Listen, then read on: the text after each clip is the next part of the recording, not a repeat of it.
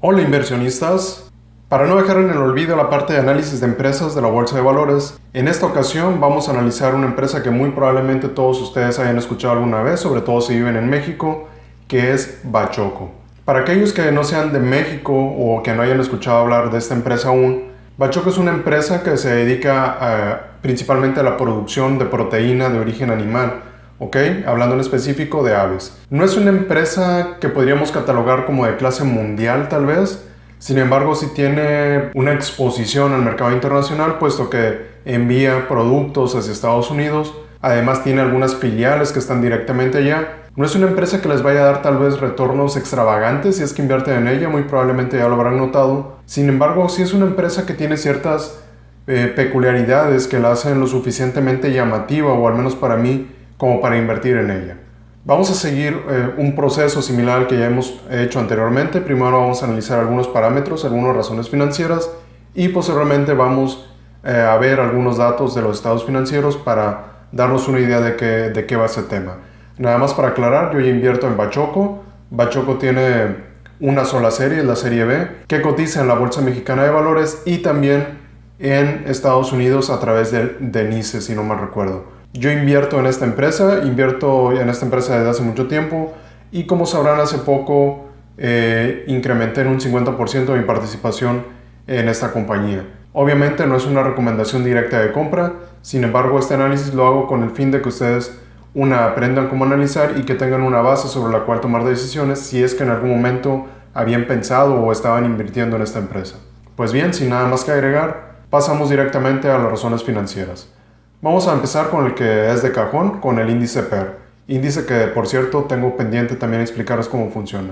Vemos un índice PER de los últimos 12 meses de 13.65. Normalmente empresas, al menos aquí en México, de ese tipo de sector de consumo defensivo están alrededor de arriba de 20, de un PER 20 de los últimos 12 meses. Así que si lo comparamos con, por ejemplo, Bimbo, con, por ejemplo, no sé, Lala, por ejemplo, o Gruma, que son empresas que cotizan aquí localmente, pues es un índice PER lo suficientemente atractivo. Si nos vamos a la razón de precio a valor libros, si bien no está por debajo de 1, ojalá así fuera, es un nivel razonablemente bueno. No estamos hablando de empresas tecnológicas que a veces cotizan a precio a valor libros hasta niveles de 10, de 20 incluso. Digo, no está nada descabellado. Y si lo comparamos, por ejemplo, con una empresa de consumo defensivo que sería Coca-Cola, pues también incluso está por debajo de esta. Obviamente no tiene el mismo alcance, no estamos hablando de que Bachoco esté en todo el mundo, ni que sea reconocida por prácticamente cualquier persona de cualquier nacionalidad, como por ejemplo si pasa con Coca-Cola, con PepsiCo, con Nestlé y otros grandes de esa industria. Sin embargo, aún así tiene lo suficiente potencial y estabilidad financiera como para tal vez no hacerle competencia directa, pero al menos en números no tiene nada que pedirle a ninguna de estas otras empresas. Si nos vamos a los ratios de eficiencia, vemos un receivables turnover de 16. Si nosotros calculamos el 12 meses entre 16, le estaría dando vueltas cada, no sé, 3 semanas aproximadamente a sus cuentas por cobrar. Ahora, la parte de Total Assets Turnover, que es cómo o qué tan grande es su ingreso bruto con respecto a los activos totales que posee, digo, está por arriba de 1, no tiene absolutamente nada ni de impresionante ni de malo. Yo considero que es un buen número para este tipo de compañías. Obviamente depende mucho de qué empresa estemos hablando, de qué tipo de sector es en el que se encuentra, si es una empresa relativamente nueva o si es una empresa que ya esté lo suficientemente posicionada, al menos en el mercado que domina, como en el caso de Bachoco aquí en México. Y los ratios de liquidez, bueno, creo que hablan por sí solos. Todos están por arriba de 2, lo cual me parece perfecto. No voy a mostrar el cálculo de la solvencia, porque ya lo hice, está por arriba de 30, lo cual también me parece algo moderado, no es malo, sin embargo, digamos que entra en términos regulares. Lo que sí es impresionante es la cantidad tan baja de apalancamiento que maneja. Estamos hablando de 14, comparando la deuda contra el total de capital contable.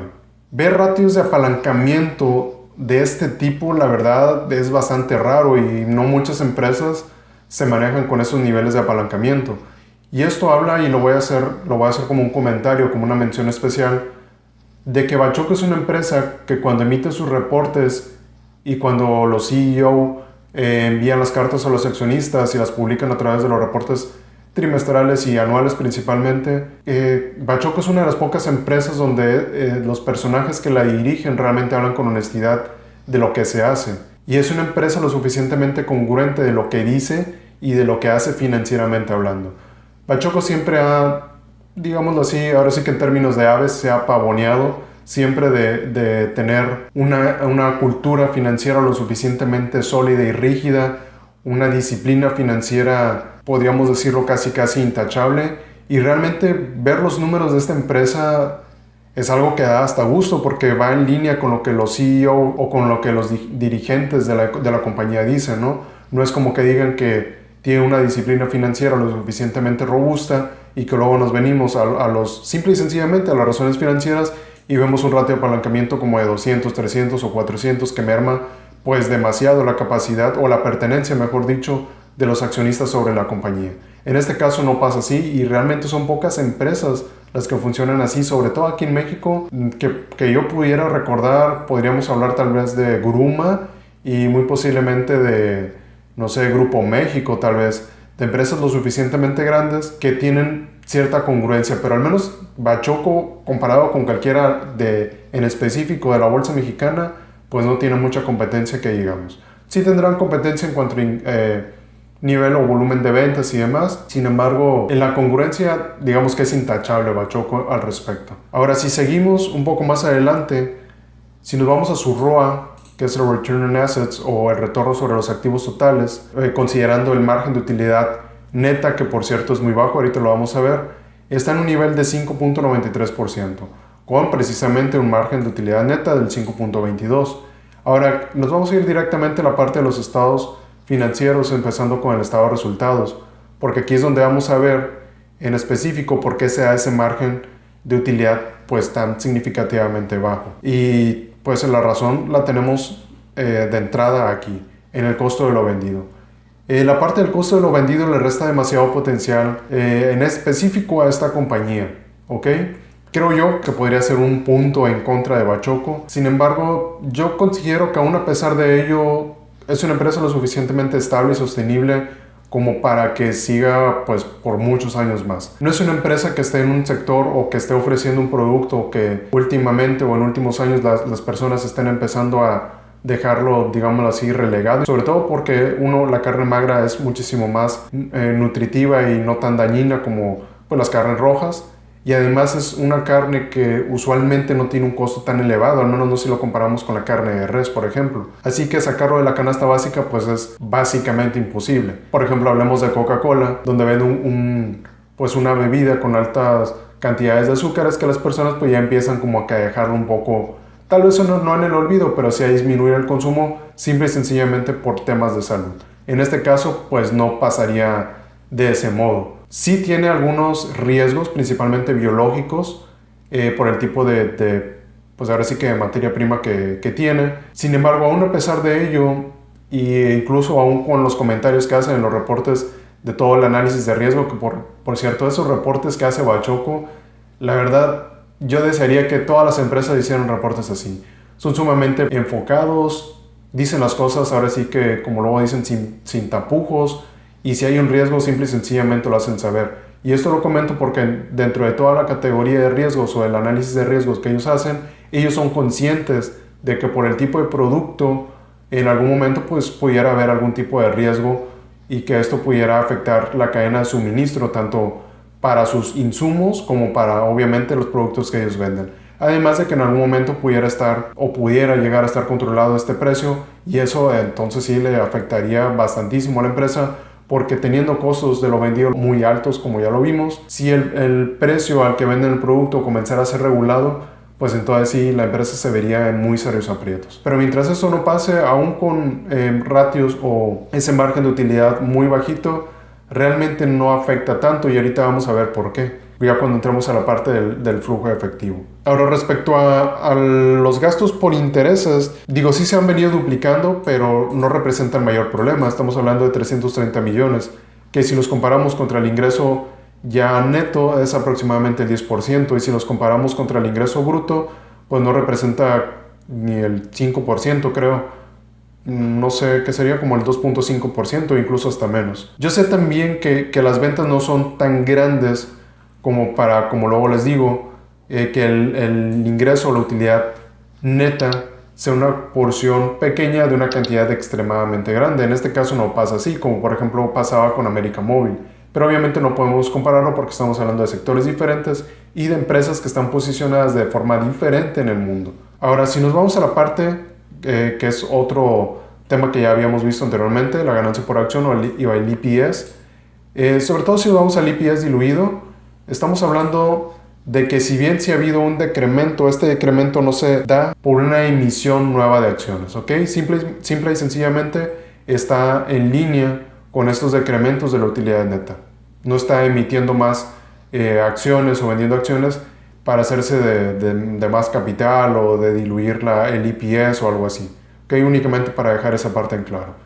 Ahora, si nos vamos a la parte de balance general, aquí vamos a ver varias cosas interesantes. La primera, el efectivo ha incrementado y ahorita vamos a ver si es orgánico o no. Yo ya sé la respuesta, pero ahorita la vamos a ver como quiera.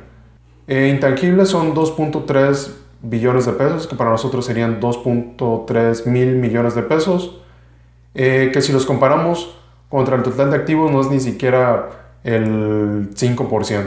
Y si nos vamos al net goodwill, ni siquiera representa el 2%, yo creo, el total de los activos. Así que no podemos quejarnos respecto a eso.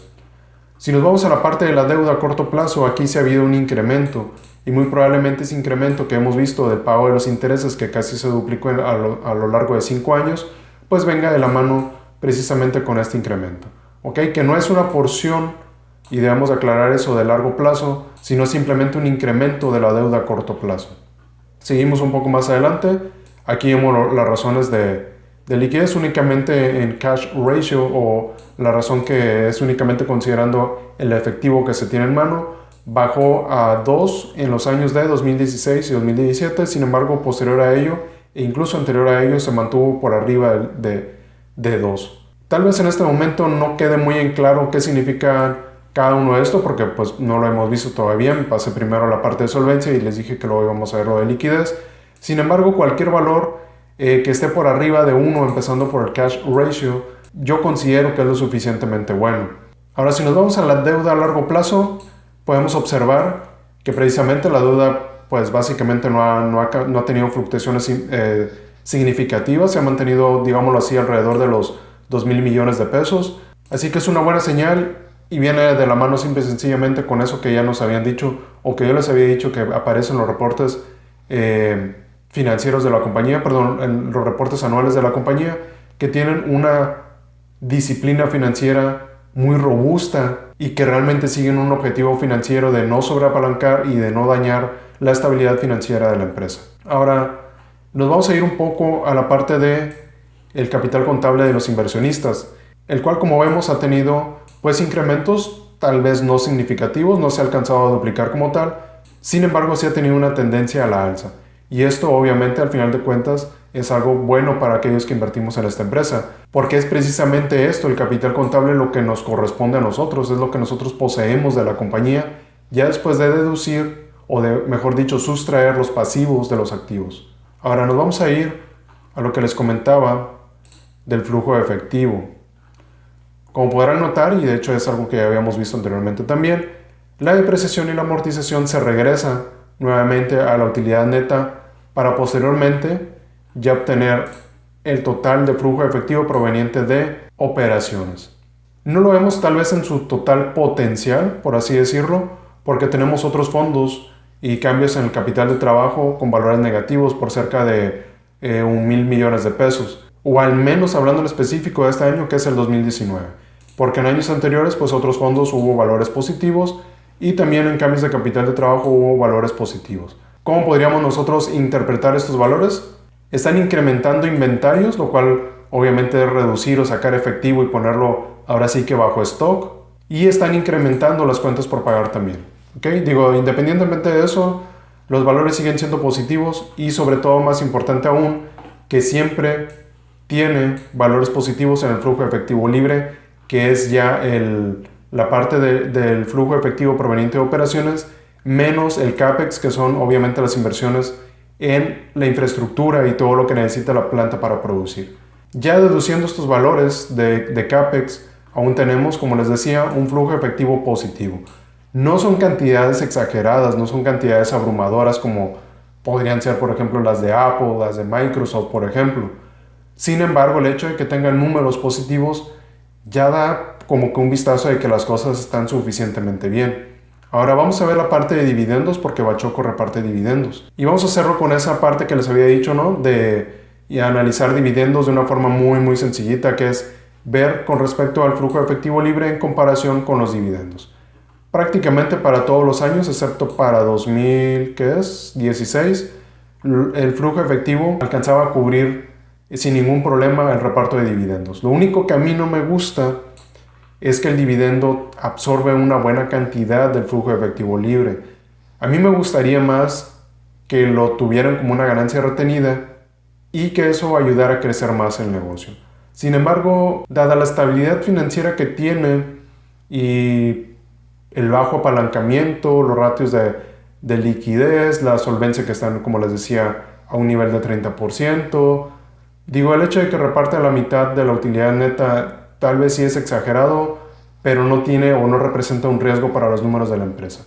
Así que mientras no represente ningún riesgo, por mí, si me lo van a repartir, pues bienvenido. Aquí nada más para aclarar también, hubo una emisión de deuda que la verdad no sé para qué le hicieron, porque aún a pesar de esa emisión de deuda, pues como quieren a tener un flujo o un cambio en la parte del balance general, en la en la partida de cambio en el efectivo en mano, como quieren a tener un número positivo. La verdad no recuerdo por qué hicieron esto, pero muy probablemente sea por la adquisición, en este caso, de empresas a través de los activos de esa otra compañía. Sin embargo, aún con esto no hubiera habido necesidad de incrementar esta deuda, pero bueno, digo, independientemente de eso, aún tiene suficiente margen como para adquirir más deuda y más apalancamiento, expandirse más, y no tendría ningún inconveniente, al menos no en largo plazo, y siempre y cuando lo sepan manejar como hasta ahora.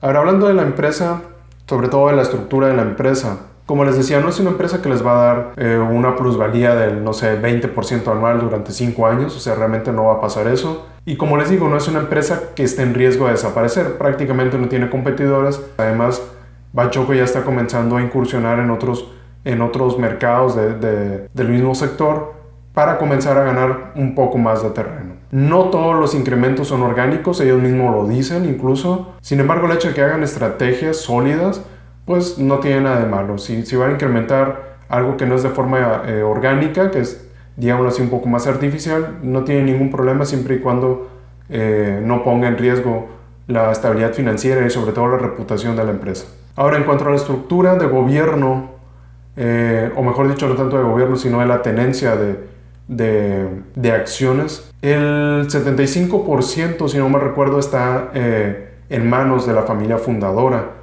Y el hecho de que sea el 75% en manos de la familia fundadora nos da un buen indicio de que ellos van a hacer todo lo posible para que su empresa no decaiga. El porcentaje está dividido en 50% o un poquito más del 50%, como el 51%, en un fideicomiso controlador. Tienen otra parte como el 25% en un fideicomiso float, y posteriormente tienen pues todas las demás que están en manos del gran público inversionista, que somos nosotros. Ahora, ¿por qué les comento esto? Porque no vamos a ver una amplia bursatilidad en la empresa. Si tiene movimientos, tiene suficiente bursatilidad, suficiente liquidez en el mercado, así que no es algo de lo que nos debamos preocupar. Sin embargo, digamos que es una empresa que aún sigue siendo básicamente familiar. Y eso tiene dos consideraciones o dos puntos desde cuál lo podemos tomar. El punto malo sería pues que no va a haber mucha bursatilidad como puede pasar con otras empresas. Y el punto bueno es el simple hecho de decir que la familia fundadora todavía sigue teniendo el control y que obviamente pues no les conviene dejar caer esta empresa que con tantos años pues han logrado formar. Bachoco, a mí en lo personal, es una empresa que me gusta bastante. No puedo decir que es la empresa en la que tengo una posición muy grande con respecto a todas mis posiciones. Yo incluso creo que tengo más posiciones, no sé, o bueno, no tanto posiciones, sino más capital invertido en empresas, por ejemplo, como Novartis o como Teva Technologies.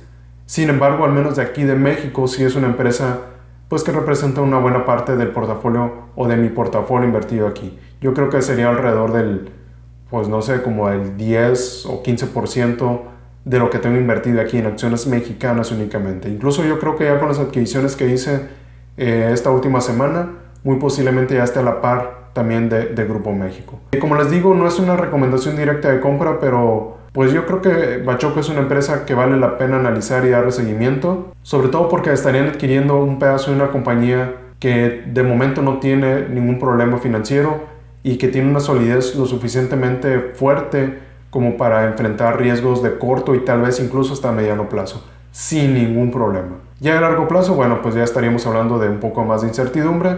Como les digo, corto o mediano plazo no hay ningún problema en lo absoluto. Reparto de dividendos sano, no tiene tal vez grandes retornos sobre activos y tampoco grandes márgenes de utilidad neta, sin embargo son lo suficientemente buenos y consistentes para los números que nos muestran.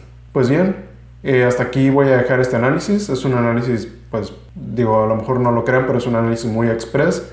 Espero que esta información les sirva para que tomen ustedes su decisión.